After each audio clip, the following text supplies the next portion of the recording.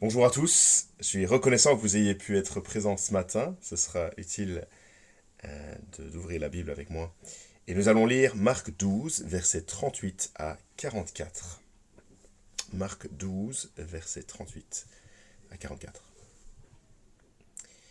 Jésus leur disait dans son enseignement: Attention aux spécialistes de la loi qui aiment se promener en longue robe et être salués sur les places publiques. Ils recherchent les sièges d'honneur dans les synagogues et les meilleures places dans les festins. Ils dépouillent les veuves de leurs biens tout en faisant pour apparence de longues prières. Ils seront jugés plus sévèrement.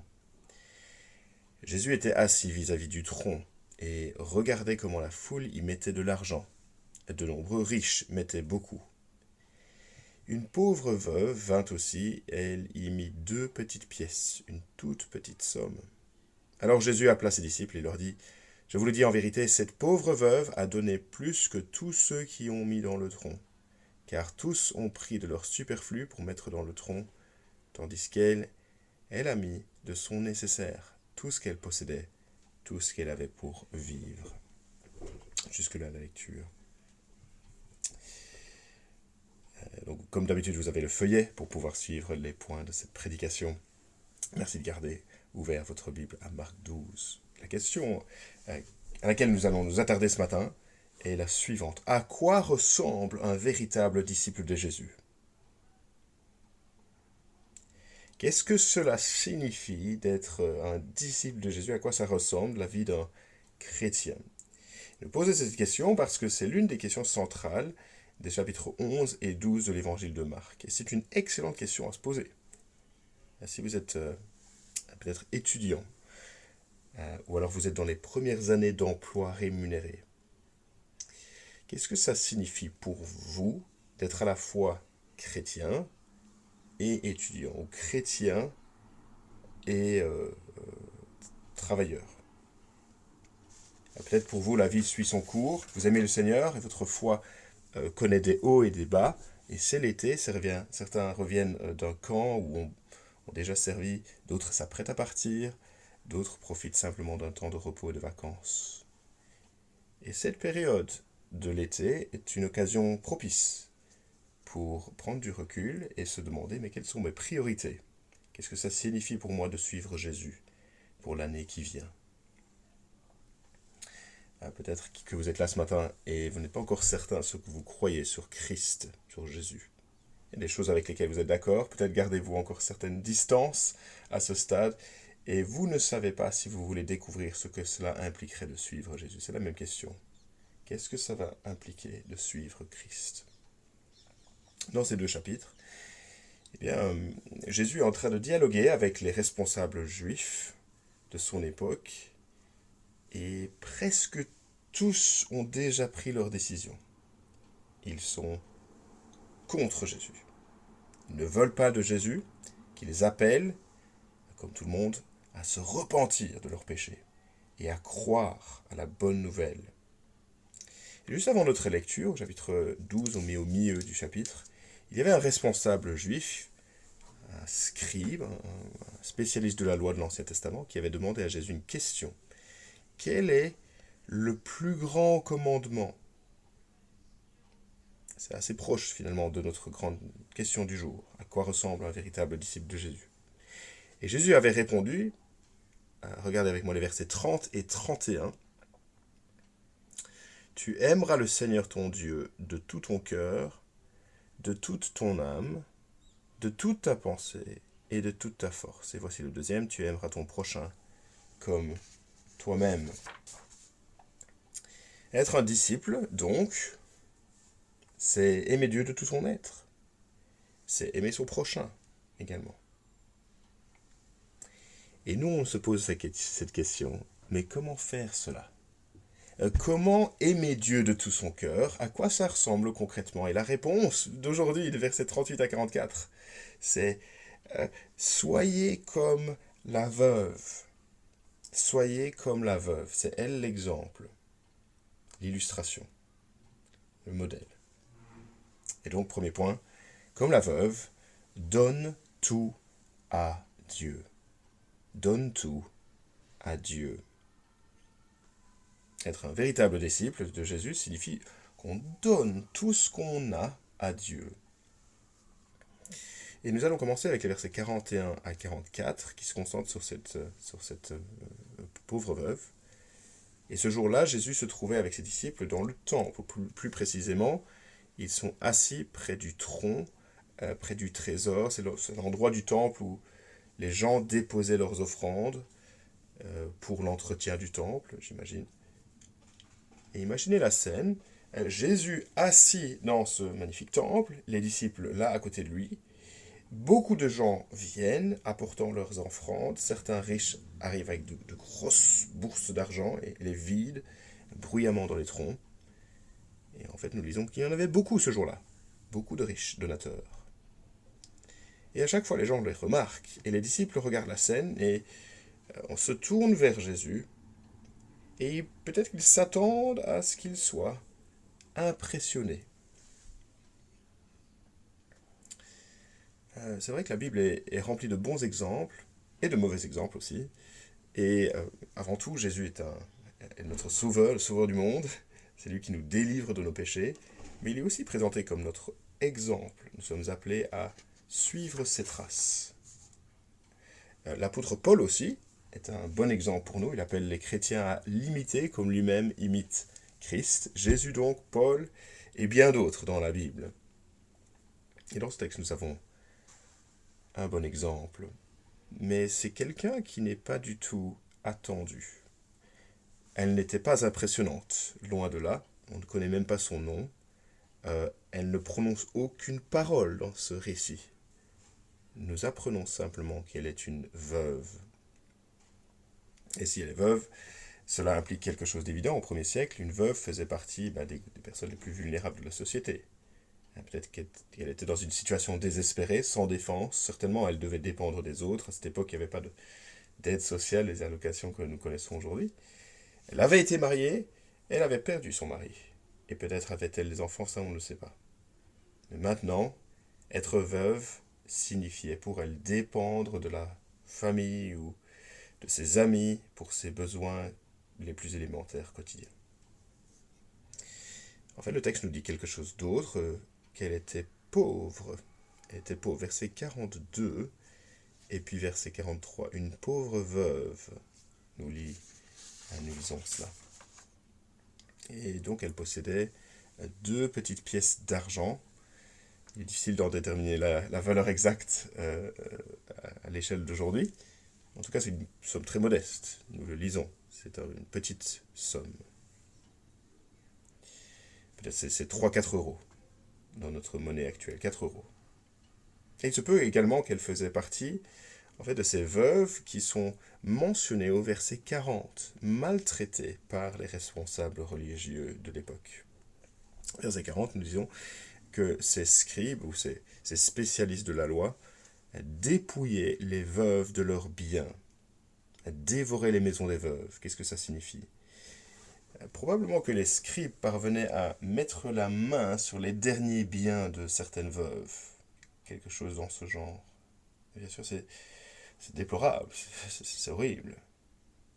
Une femme est déjà accablée par le deuil, et voici qu'un homme censé être digne de confiance profite d'elle, s'empare de ses biens, de sa propriété. Elle n'a rien comme recours, elle n'a pas de cours d'appel, elle n'a personne vers qui se tourner. Et ce jour-là, qu'est-ce qu'elle fait avec ces 2 petites pièces ? Elle les prend en main. Et elle glisse la première dans le tronc. Plink. Et la pièce tombe au fond, et elle prend la deuxième, et elle disparaît aussi dans le tronc. Plink. Qu'est-ce que nous devons penser de cette femme ? Nous ne devons pas spéculer, puisque Jésus ne nous laisse aucun doute à lui, à ses disciples, à nous. Il est essentiel qu'on considère cette veuve comme exemplaire. Verset 43. Cette pauvre veuve a donné plus que tous les autres, car tous ont pris de leur superflu, tandis qu'elle a mis de son nécessaire, tout ce qu'elle possédait pour vivre. Voyez le contraste entre les riches et la veuve. Les riches ont donné de leur abondance, mais elle a tout donné. qui est riche de nos jours? Imaginons, pour l'exemple, une personne qui gagne 1 million d'euros par an. Ok? Et on imagine qu'au moment de Viva for Life, un moment où on peut donner, elle fasse un don de 2 000 euros, cette personne. On pourrait dire 2 000 euros, c'est généreux. Mais c'est vrai. Et en même temps, cela ne changerait pratiquement pas rien à son budget annuel. Cette personne ne ressentirait presque rien si elle gagne 1 million, 2 millions par an. Mais la veuve, eh bien c'est le contraire, elle donne tout, elle donne absolument tout. Elle met en pratique, n'est-ce pas, le plus grand commandement. Tu aimerais le Seigneur ton Dieu de tout ton cœur, de toute ton âme, de toute ta pensée, de toute ta force. Elle est l'illustration vivante de ce commandement. Et moi, j'ai l'impression qu'elle donne avec joie. Vous avez l'impression, cela aussi? Elle semble donner avec bonheur, peut-être avec enthousiasme.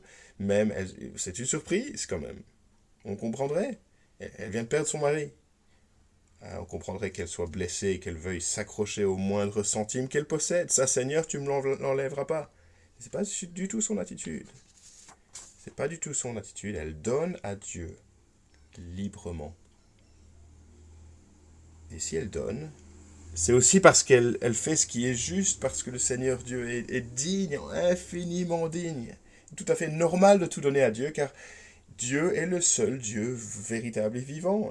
Il est le Seigneur souverain de l'univers. Il est glorieux, majestueux, fidèle, juste, saint, véritable, notre Créateur qui nous soutient jour après jour, qui nous donne le souffle, qui dans sa sagesse nous a envoyé un sauveur en la personne de son Fils Jésus. Jésus lui-même, le Fils, est digne. Il est le Messie, le roi promis, venu dans un monde comme le nôtre, brisé, ravagé par le péché, celui à qui Dieu le Père a tout donné, toute autorité, toute domination, toute puissance, toute souveraineté. Jésus, lui, il est digne, venu appeler les hommes à se repentir et à croire. Lui, celui qui a l'autorité de pardonner les péchés. Lui, celui qui donne sa vie en rançon pour une multitude. Lui, celui qui est venu servir. Jésus, le Dieu de l'univers, incarné, venu nous aimer, venir dans notre vie pour prendre notre péché et nous donner la vie, nous offrir le pardon, sauver notre âme pour la vie éternelle de l'enfer. Être chrétien, c'est ressembler à cette veuve qui donne tout à Dieu, qui donne toute la gloire à Dieu. Dieu est digne. Oh, ce n'est pas que nous puissions acheter l'amour de Dieu en lui donnant l'une ou l'autre petite pièce. Tiens, Seigneur, voilà un peu d'argent, maintenant t'es content. Laisse-moi tranquille pour vivre ma vie comme avant. Non. Non, Dieu ne s'achète pas. Quel genre de petit Dieu pourrait être acheté? Nous n'entrons pas dans ses bonnes grâces parce que nous lui donnons.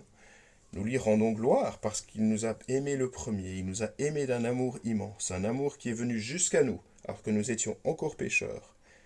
Un amour qui nous a sauvés pour faire de nous ses enfants. Donne tout à Dieu.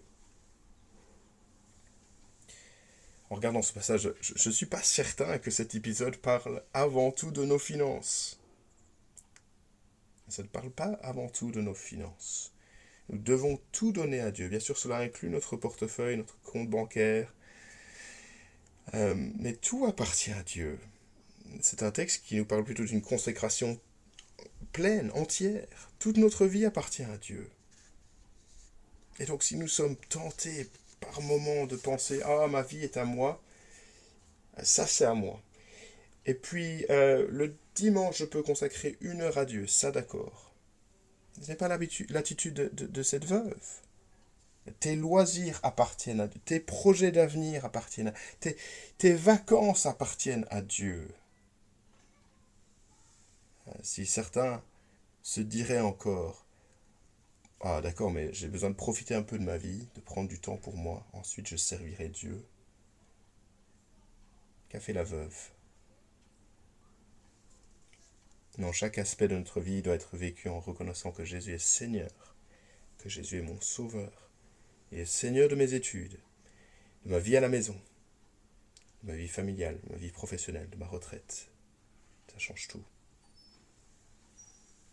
Ça change tout aussi parce que certains pourraient être désagréables vis-à-vis de moi, se moquent de ma foi, ils me font peut-être pression pour que j'adopte certains comportements que Dieu désapprouve. Et je me rappelle que je veux tout donner à Dieu. Il est mon Seigneur, je le suis, même si ça me coûte.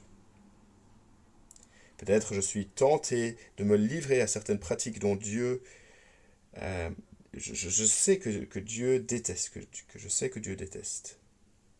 On a toujours de bonnes raisons pour nous justifier. Donnez tout à Dieu. Repentez-vous et croyez. Faites-lui confiance pour prendre soin de vous. Dans votre travail, pendant que vous cherchez un emploi, donnez tout à Dieu. Mon travail appartient à Dieu. Ma vie, mes perspectives, tout cela appartient à Dieu. Et même lorsque je me repose, en fait, je fais confiance à Dieu. Même lorsque je traverse de la souffrance, faisant face à ces épreuves difficiles, je donne tout à Dieu, je me confie en lui, je lui apporte cela dans la prière, en sachant qu'il m'entend, qu'il m'aime, qu'il pourvoira. Et donc en considérant nos priorités cet été, nous reprenons nos habitudes, nos projets, posons-nous cette question, Dieu, qu'est-ce que tu veux pour ma vie? La veuve nous rappelle que suivre Jésus ne concerne pas seulement les grands choix ou les moments difficiles, toute notre vie lui appartient, tous les jours. Nous donnons tout à Dieu. Donnons tout à Dieu, c'est logique. Point 1, donne tout à Dieu. Et pourtant, il est possible, malheureusement, de faire semblant. Il est possible de donner l'impression que je suis disciple de Jésus, de donner à Dieu, mais en réalité, ce n'est pas le cas. Ainsi, premier point, donne tout à Dieu. Et maintenant, deuxième point, ne fais pas semblant de tout donner à Dieu. Et Jésus, donc, adresse un avertissement à ses disciples au verset 38 à 40, où nous devons tirer une leçon du mauvais exemple des scribes. Les scribes, les spécialistes de la loi, c'était leur métier de considérer, d'étudier ce que Dieu avait dit, une bonne chose en soi, et ils consacraient leur temps à comprendre, à enseigner les préceptes de Dieu. Et dans cette responsabilité importante pour Israël, Jésus voit au-delà des apparences. Au verset 38, Jésus décrit les scribes de 4 façons différentes. Ils recherchent l'approbation. Ils veulent être les premiers. Ils cherchent à s'enrichir. Et tout est fait pour les apparences. Regardez le verset 38. Ils aiment se promener en longue robe et être salués sur les places publiques. Verset 39, ils veulent être les premiers. Ils recherchent les premiers sièges. Cette place-là, devant, ça c'est pour moi. Verset 40, ils cherchent à s'enrichir, ils dévorent les maisons des veuves, ils exploitent les autres. Et tout est fait pour une apparence, pour le show. Au fond, je pense que nous aimons tous être traités comme des personnes importantes. Il y a quelque chose en nous, certains en moi, qui aiment entendre « Ah, enfin, les autres me montrent le genre de respect que moi, je pense mériter. » Je ne sais pas si vous avez déjà eu accès à une zone VIP où vous avez appris un transport en première classe, en classe d'affaires. C'est très agréable d'être aux petits soins de quelqu'un d'autre. Je me rappelle d'ailleurs avoir discuté à un moment donné avec un ami qui occupe un poste de direction dans un club de première ligue de football en Angleterre. Et il me disait qu'il avait remarqué une chose, que plus un joueur était célèbre, plus il recevait gratuitement toutes sortes de choses, de sponsors. C'est paradoxal. Ceux qui ont déjà le plus d'argent sont aussi ceux qui reçoivent le plus de cadeaux. Eh bien, les scribes aimaient recevoir les états d'admiration des gens. Ils aimaient qu'on les consulte en premier. Ils faisaient de très longues prières. Tout cela n'était qu'un spectacle. Ce n'était pas une véritable foi en Dieu. Et on le voit parce que dans la manière dont ils traitent les plus vulnérables, comme cette pauvre veuve. Et Jésus dit, ne soyez pas dupes, ne vous laissez pas tromper. Vous êtes peut-être naturel d'admirer les scribes, si vous étiez disciples.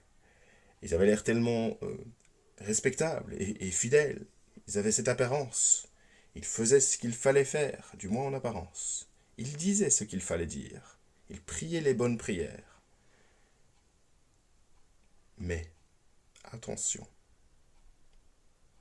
Attention parce qu'il est possible qu'une église tout entière se laisse séduire par une forme de christianisme qui paraît très active, très dynamique, très occupée, et plein d'événements, qui semble faire du bien même, qui se dit chrétienne, mais au fond, il n'y a pas de foi. Ça serait possible. Il est possible que toi et moi, nous venions à l'église semaine après semaine, que cela devienne simplement une habitude mécanique où il y a le cœur qui n'y est plus. Possible d'animer un groupe de maison sans avoir un véritable amour. Il est possible d'avoir servi à un camp chrétien, de travailler même pour l'église, d'être pasteur, d'être missionnaire. Et la vraie question qu'il faut se poser, c'est est-ce que j'aime Dieu de tout mon être? Est-ce que j'aime Jésus, son Fils, qui s'est donné lui-même pour me sauver de mes péchés? Ou est-ce que j'aime davantage le respect des autres? Est-ce que je recherche la première place? Ma foi n'est-elle qu'une mise en scène centrée sur moi? À quoi ressemble un véritable disciple? Mais pas un disciple qui fait semblant. Ne faisons pas semblant de tout donner à Dieu. Et ce matin, ce serait une bonne occasion de nous consacrer à nouveau au Seigneur en le priant. Notre Père Céleste, je veux te suivre, je veux tout te donner. Tu mérites tout, aide-moi, Père, à t'aimer de tout ton cœur, de tout mon cœur, de toute mon âme, de toute ma pensée, de toute ma force, et préserve-moi de faire simplement semblant. Car en réalité, nous pouvons tromper les autres, nous pouvons avoir l'apparence, dire les bonnes choses, prier les bonnes prières. Les autres peuvent nous admirer, il est même possible de devenir très très doué pour faire semblant, à tel point que personne ne s'en apercevrait. Mais vous ne pouvez pas tromper Dieu. Dieu ne se laisse pas tromper. On ne se moque pas de Dieu. Dieu connaît nos cœurs. On est transparent devant lui.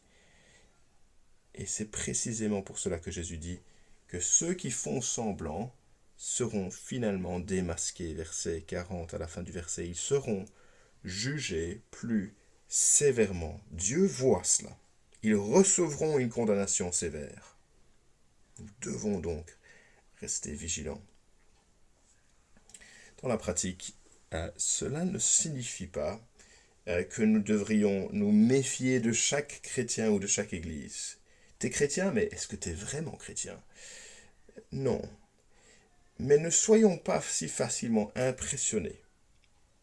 Un véritable disciple de Jésus, c'est quelqu'un qui aime Dieu et qui n'est pas là en train de jouer un rôle.